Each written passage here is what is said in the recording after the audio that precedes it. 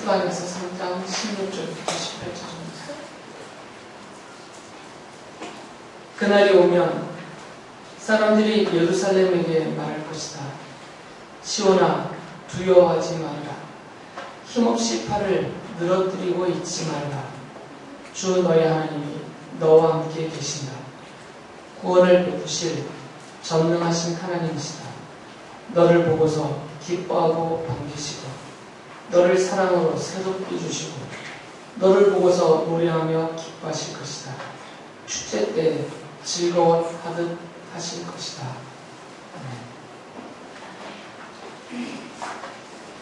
예루살렘에 대한 예언을 하고 있는 겁니다. 스바냐가. 그래서 구약성경뿐만 아니라 신약성경까지 이 예루살렘에 대한 선지자들의 예언이 가득 차 있죠. 그래서 오늘은 예루살렘에 대해서 말씀을 좀 드리려고 하는데 결론에 해당되기도 하지만 미리 말씀을 드리는 것은 이 예루살렘은 다윗 왕과 한 짝입니다. 한 묶음이에요. 다윗이 없으면 예루살렘이 없는 거예요. 성경에서. 성경에서 예루살렘을 여러분이 읽으시고 해석을 하실 때는 다윗과 따로 떼어서 예루살렘을 보시면 안 됩니다. 다윗이 없으면 예루살렘은 없는 건 똑같아요. 그만큼이나 이 다윗과 예루살렘은 한 묶음으로 하나님의 언약, 약속 가운데 있기 때문에 예루살렘은 꼭 다윗과 연결해서 보셔야 됩니다. 하나님께서 사무엘 예언자를 보내셔서 다윗을 이스라엘의 왕으로 선택하셨죠. 사무엘상 16장 13절에 그 사실을 이렇게 기록하셨어요. 사무엘이 기름이 담긴 뿔병을 들고 그의 형들이 둘러선 가운데서 다윗에게 기름을 부었다. 그러자 주님의 영이 그날로부터 계속 다윗을 감동시켰다. 하나님이 이세 8번째 막내 아들인 다윗을 선택하셔서 사무엘 예언자를 통해서 그 머리에 기름을 부으면서 이스라엘의 왕으로 삼으시는 장면입니다. 그래서 시인은 시편 78편 70절에서 이렇게 찬양을 했어요. 주님의 종 다윗을 선택하시되 양의 우리에서 일하는 그를 뽑으셨다. 하나님께서 다윗을 이스라엘의 왕으로 우리 하나님의 종으로 선택하시고 뽑아서 세우셨다라고 찬양을 했어요. 그래서 이 다윗이 이스라엘의 왕이 되었습니다. 그리고 이 다윗이 그 당시에 여부스 사람들이 살고 있었던 시온이라는 것, 원래는 베냐민 지파에게 너희들의 기업으로 삼아라고 허락해 주었던 것인데 이 베냐민 사람들이 이 여부스 사람들이 살고 있는 이 시온이라는 것을 정복하지 못했어요.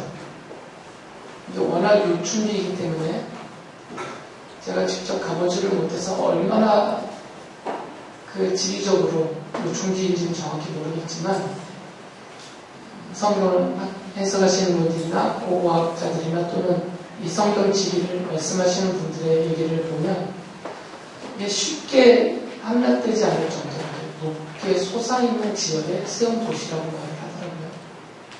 그래서 아마 베냐민 사람들이 자기들의 힘으로 쳐들어 올라와서 정복하기가 힘들었던 것 같아요.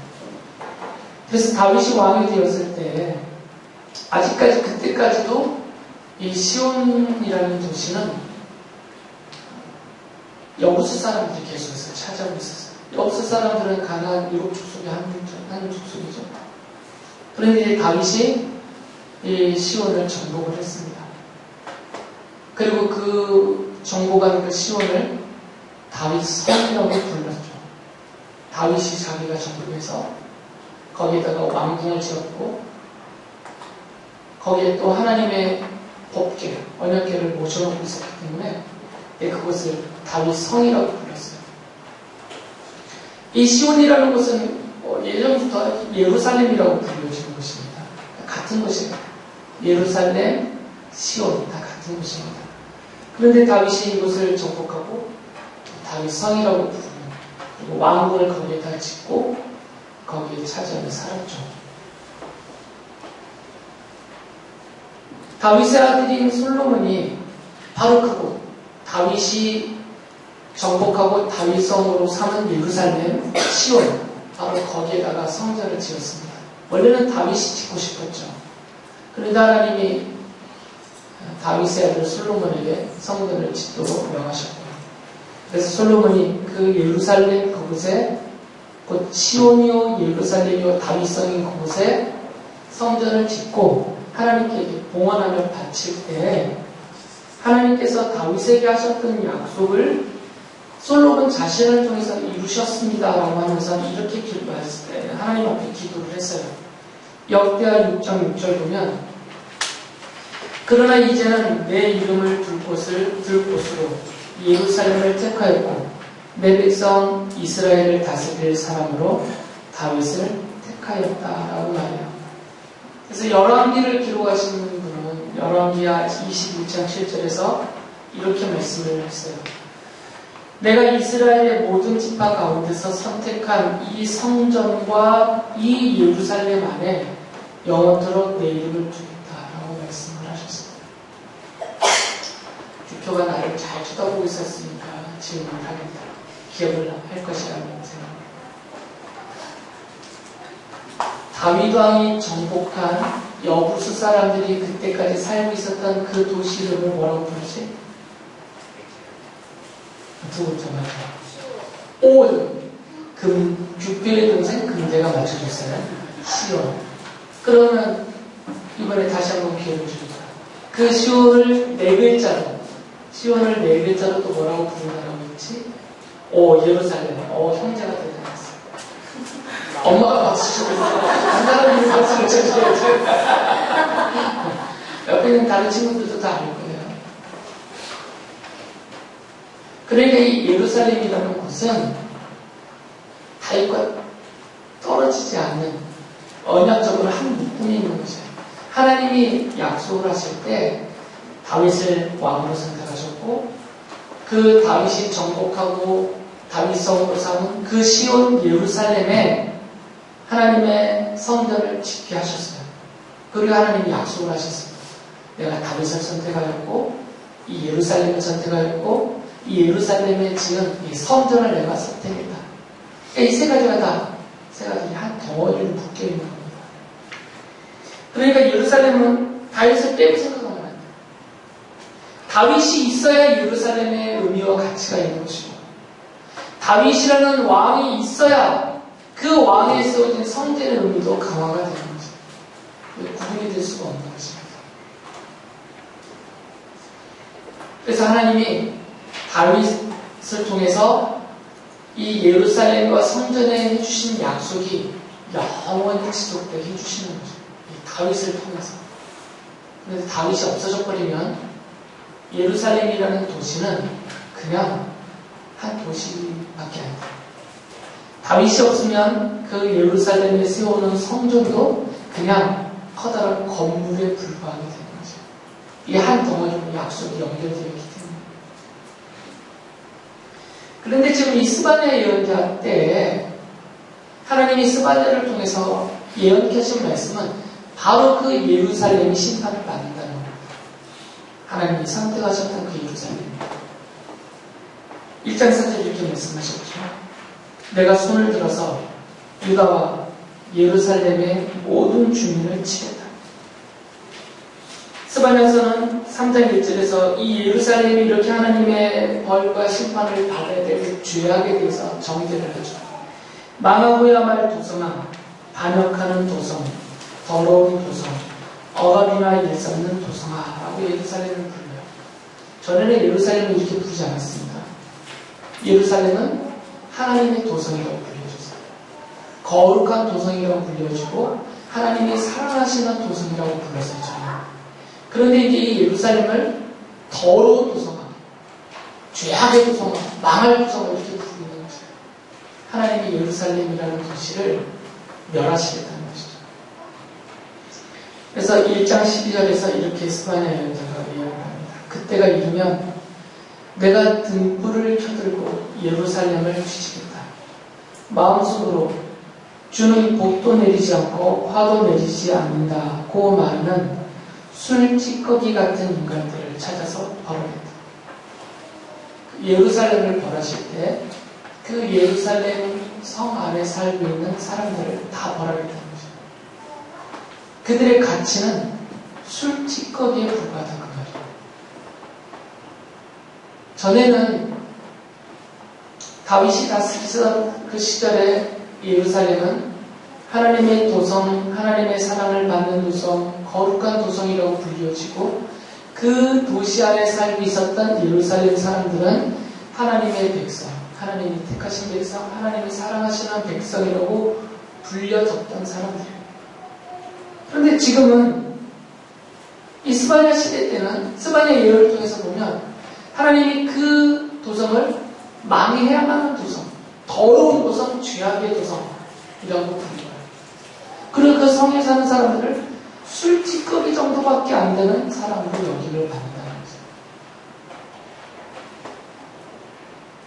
그리고 스바냐 예언자뿐만 아니라 다른 예언자들의 예언대로 바로 이 예루살렘은 망했어요. 파괴가 되어버렸죠. 철저하게 파괴가 되어버렸습니다. 그리고 이 예루살렘 사람들은 포로가 되어서 바빌로니아 땅으로 끌려가게 되었습니다. 어떻게 이런 일이 벌어집니까? 누가 없어서 그렇다고요? 예루살렘이 왜 망했다고요? 누가 없어서? 다시 설교해야 돼요? 한 짝이라고 그랬어요. 다윗이 없어서. 하나님이 왕으로 택하고 세우신 다윗이 없기 때문에 예루살렘은 망한 거죠. 그리고 파괴된 것입니다.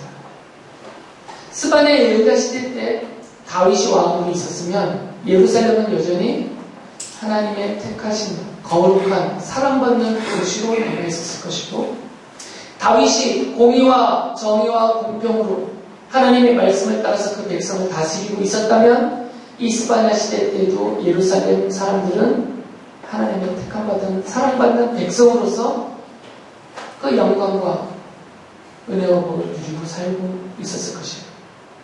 그런데 지금 누가 없어요? 다윗이 없어요. 요시아 왕 이후로 이스라엘 후기의 왕들을 보면 다 여로보암 같은 사람들이에요.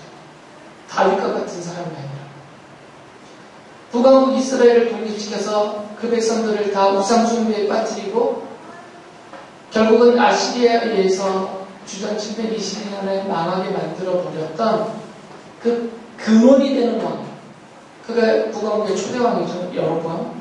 그래서 열왕기에서 보면 악화랑을 말할 때는 여로보암의 길을 갔다라고 표현해요. 하나님이 인정해 주시는 경건하고 선한 왕을 말할 때는 다윗의 길로 갔다라고 표현합니다. 근데 지금 이제 이 유다의 왕들 중에 다윗의 길로 가는 왕이 없단 말이에요. 다윗과 같은 왕이 없다는 것이죠. 다 여로보암의 길을 따라갔다는 거죠. 다윗이 없어요. 다윗과 같은 왕이 없어요. 그러니까 예루살렘은 망하는 거죠. 다윗이 다스릴 때 예루살렘은 온전했어요. 왕의 통치하면서. 그런데 이제는 여로보암과 같은 왕이 다스리고 있어요. 악한 왕이 다스리는 거죠. 우상 숭배하는 왕이 다스리고 타락한 왕이 다스리고 있어요. 그러니까 그 다스림을 받는 도시와 백성 전체가 다 망할 수밖에 없었다는 것이죠. 예언자들의 예언대로 70년 후에 다시 예루살렘 사람들이 포로의 집에서 돌아왔습니다. 70년에 예루살렘으로 돌아가서 그 예루살렘 안에 다시 성전을 지었어요.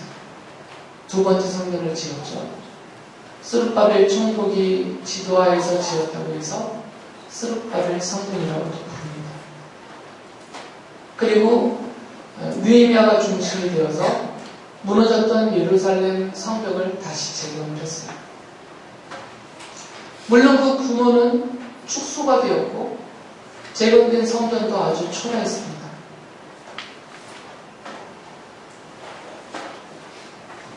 그런데 회복이 되지 않았어요. 여전히 강대국들의 지배를 받는 식민지와 같은 속국의 형태로 남아있습니다. 그들에게 온전한 다윗과 같은 왕은 세워지지 않았습니다. 오래도. 유다를 멸망시켰던, 예루살렘을 파괴했던 바빌로니아가 지배하였다가 페르시아가 바빌로니아를 정복하고 고레스의 칙령에서 70년 만에 돌아온 것이거든요. 그런데 여전히 성전과 성벽을 재건했더라도 페르시아의 지배를 받고 있어요, 지금. 그러다가 이 페르시아를 알렉산더의 헬라가 무너뜨리죠. 그때 여전히 이 유다도 예루살렘도 헬라의 손에 묶어서 헬라의 통치를 받게 됩니다. 알렉산더가 죽고 그의 네 장군이 부하넷이 헬라 제국을 4등분해서 각각 나라를 차지했을 때에도 그 시기에도 마찬가지예요. 이 유다와 예루살렘은 북쪽의 시리아와 남쪽의 프톨레미가라는 장군이 이집트를 정복하고 이 유다 땅까지 그 자리를 차지하고 있었는데 이 두 나라가 계속 번갈아가면서 유다와 예루살렘을 지배해요. 중간에 잠깐 마카비 일가가 일어나서 독립전쟁을 하고 일시적으로 나라를 독립해서 자기가 스스로 왕이라고 칭하면서 왕권을 어느 정도 회복하지만 그 회복된 왕권은 다윗에 비하면 형편이 없었죠. 규모도 적고 영토도 조그맣고. 그러다가 나중에는 로마가 다 정복을 하죠. 그래서 로마의 지배하에 들어갑니다. 그리고 하드리안 그 왕 때, 로마 황제 때 유대인들은 주 132년 경계죠. 추방령이 내려져서 예루살렘에서 완전히 쫓겨나요. 그리고 2000년간 떠돌게 됩니다. 그러다 1948년에 지금의 이스라엘을 독립을 했죠. 그러니까 성경 시대에는 이 성경에 기록된 성경 시대 안에서는 예루살렘이 다시 제대로 회복되지도 않고 성전이 다시 온전히 재건되지도 않았고 그리고 다윗과 같은 왕은 다시는 세워지지 않았습니다. 그런데 예언자들은 계속해서 같은 예언을 해요. 예루살렘이 회복될 것이다. 다윗이 다시 왕으로 돌아와서 이 백성을 다스릴 것이다. 하나님의 섬기는 성전은 오히려 솔로몬이 지었던 성전보다 더 큰 규모로 다시 재건될 것이다. 특히 에스겔서에서 그런 거죠. 역사적으로 보면 다윗과 같은 왕은 다시 왕자를 차지한 적도 없고 다시 다윗과 솔로몬이 이뤘던 그 넓은 영토를 되찾은 적도 없고 그리고 솔로몬 성전을 능가하는 이 성전은 다시 재건된 적도 없어요. 역사적으로. 지금까지도. 그런데도 성경은 예언자들은 다윗이 다시 온다. 다윗이 왕위에 오를 것이다. 그리고 성전 다시 재건될 것이고 예루살렘 성은 다시 하나님의 택하신 거룩한 도성으로 사랑받는 도성으로 영원히 파괴되지 않는 도성으로 평화와 안정과 풍요와 복이 넘치는 도성으로 다시 재건될 것이다. 예언자들은 다 그렇게 예언하고 있어요. 역사적으로는 성취가 안 되는데. 이사야서 24장 23절에 보면 이렇게 하나님이 말씀하세요. 만군의 주님께서 왕이 되실 터이니 달은 볼 낯이 없어하고 해는 부끄러워할 것이다. 주님께서 시온산에 앉으셔서 예루살렘을 다스릴 것이며 장로들은 그 영광을 볼 것이다. 라고 말해요. 그러니까 하나님께서 예루살렘에 왕으로 오셔서 예루살렘을 영광스럽게 다스릴 것이다. 라는 거죠. 스가랴서 8장 3절에서는 나 주가 말한다. 내가 시온으로 돌아왔다. 내가 예루살렘에서 살겠다. 예루살렘은 성실한 도성이라고 불리고 나 만군의 주에 사는 거룩한 산이라고 불릴 것이다. 이사야 예언자가 이사야서 62장 10절에서 이렇게 하나님의 말씀을 전합니다. 사람들은 그들을 거룩한 분의 백성이라 부르며 주님께서 속량하신 백성이라 부를 것이다. 사람들은 너 예루살렘을 하나님께서 사랑하는 도성이라고 부르고 하나님께서 버리지 않는 도성이라고 부를 것이다. 에스겔서 37장 24절에서 25절에서는 내 종 다윗이 그들을 다스리는 왕이 되어 그들 모두를 거느리는 한 목자가 될 것이다. 그들은 내 규례를 지키며 살고 내 율례를 지켜 실천할 것이다. 그때에는 내가 내 종 야곱에게 준 땅, 곧 그들의 조상이 살던 땅에서 그들이 살게 될 것이다. 그 땅에서 그들과 그 자자손손이 영원히 거기에서 살 것이며 내 종 다윗이 그들의 영원한 왕이 될 것이다. 하고 말씀했습니다. 지금 몇 개만 제가 읽어드린 겁니다. 예언서들은, 그리고 예언자들은 하나님께서 예루살렘의 왕으로 오셔서 그 예루살렘에서 살면서 영원히 그들을 다스리고, 그래서 이 예루살렘은 거룩한 도성으로, 그리고 그 성에 사는 사람들은 하나님의 거룩한 백성으로 영원토록 영광과 풍요를 누리게 될 것이다 라고 약속하세요. 그리고 그 왕은 바로 다윗이다라고 말하죠. 하나님이 왕으로 오셨는데 그 오신 왕을 다윗이라고 부르고 있어요. 예전에 이스라엘의 왕이 갔다가 죽어버렸던 다윗이 다시 부활하여 다시 온다 그 말은 아니고요.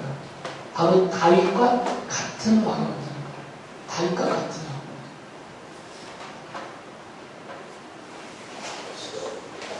스가랴 예언자가 그 예루살렘의 왕으로 오시는 다윗, 그 왕으로 오시는 그분을 설명할 때 이런 표현을 썼어요. 스가랴서 9장 9절을 보면 도성 시온아 크게 기뻐하여라.